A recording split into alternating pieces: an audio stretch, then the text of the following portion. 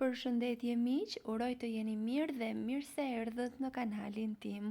Për ju që më dëgjoni për herë të parë, unë jam Mandalina nga sofra ime dhe çdo ditë ndaj me ju receta të cilat i përgatis për familjen time. Sot si ditë shiu kam përgatitur byrek me spinaq dhe djath. Qëndroni me mua ta përgatisim bashk. Në një enë kam shtuar 500 gram miell gruri,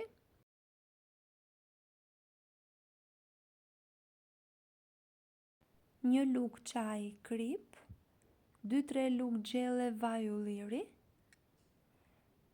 rreth 1 gotë ujë dhe ujin do ta shtojmë pak e nga pak duke e përzier, kështu është më e thjeshtë për të parë edhe masën e brumit, pasi varet se sa përthithës është mielli. Unë e kam punuar me dorë, nëse keni robot elektrik në shtëpi, edhe mund ta përgatisni me të. Unë e kam robotin në shtëpi, por brumi i byrekut nuk është se do shumë punë për tu përzier dhe zgjodha ta përziej me dorë duke e ndarë edhe me ju, pasi jo të gjithë kanë robot elektrik në shtëpi. Unë kur gatuaj në shtëpi brumra, nëse thonjt nuk i kam të stiluar, nuk përdor asnjëherë doreza, pasi personalisht më shumë i besoj pastërtisë së dorës se sa plastikës së dorezës. Kështu që mos më shani që po më shihni duke e përzier brumin me duar. Nuk e di a i përdorni ju dorezat apo jo, por për mendimin tim pastërtia e duarve është më e besueshme se sa e plastikës së dorezave që i marrim të paketuara.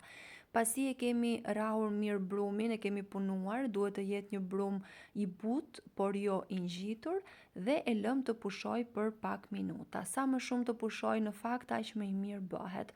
Unë e lash të pushoj sa përgatita mbushjem. Kam skuqur 1 kilogram spinaq, unë spinaqin e kisha në ngrirje, e skuqa me vaj ulliri derisa mori këtë formë. Më pas kam thërmuar rreth 100 gram djath të bardh, por ju mund të përdorni djathin tuaj të preferuar ose çfarëdo lloj djathi që ju gjendet në shtëpi, edhe me gjizë bëhet shumë e mirë, edhe me djath kaçkavall gjithashtu, por mua djali ma preferon shumë djathin e bardh dhe shpeshherë e përgatis me djath të bardh.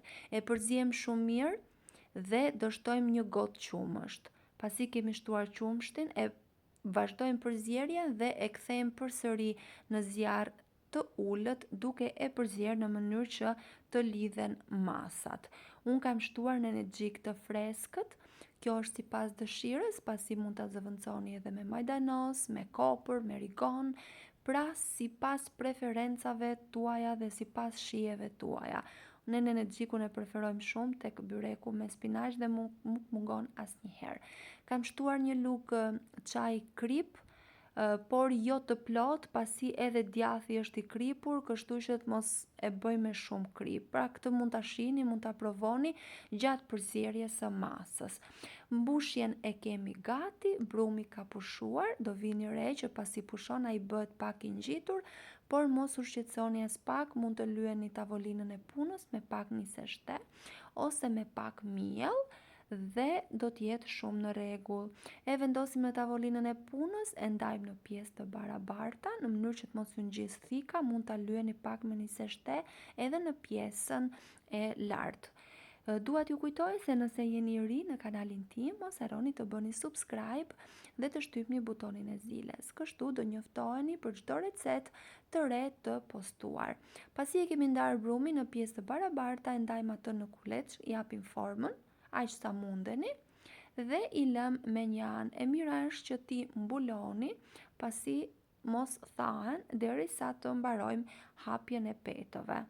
Për hapjen e petëve ekzistojnë mjaft mënyra të ndryshme. Unë një nga mënyrat më të fundit që kam përgatitur dhe e kam postuar në kanal është duke i hapur petët 5-6 bashkë, duke e lyer me nis e shte, por kur fillova të hap petët pash që nuk kisha mjaftueshëm nis e shte në shtëpi për t'i bërë në atë mënyrë dhe kështu i hapa një e nga një, por mund t'i hapni si ta keni ju më të thjeshtë.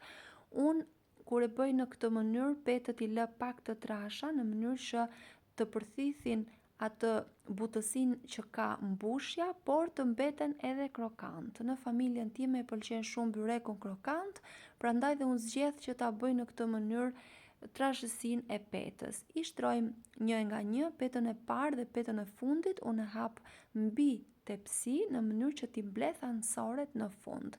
Por kjo është sipas dëshirës. Unë kam vendosur 4 petë në fund, gjysmën e mbushjes, kam vendosur edhe 2 petë në mes dhe kam vazhduar kështu derisa ka mbaruar masa e brumit dhe masa e mbushjes që kam përgatitur. Unë nuk dua të harroj pa thënë se është kënaqësi për mua gjithmonë të mësoj se nga cili vend i Shqipërisë apo i botës më ndiqni. Nëse keni dëshirë, mos harroni të ma shkruani atë në koment. Gjithashtu doja të dija nga ju se cila është mënyra juaj e hapjes së petëve më e thjeshta dhe kush është byreku juaj i preferuar. Ne i pëlqejmë të gjitha, mjafton të jetë byrek, mbase për ne shqiptarët është për të gjithë kjo, mjafton të jetë byrek, nuk ka rëndësi mbushja, por unë personalisht më pëlqen më shumë ai me qep dhe domate, por ky me spinaq është më i shëndetshëm, mund të them.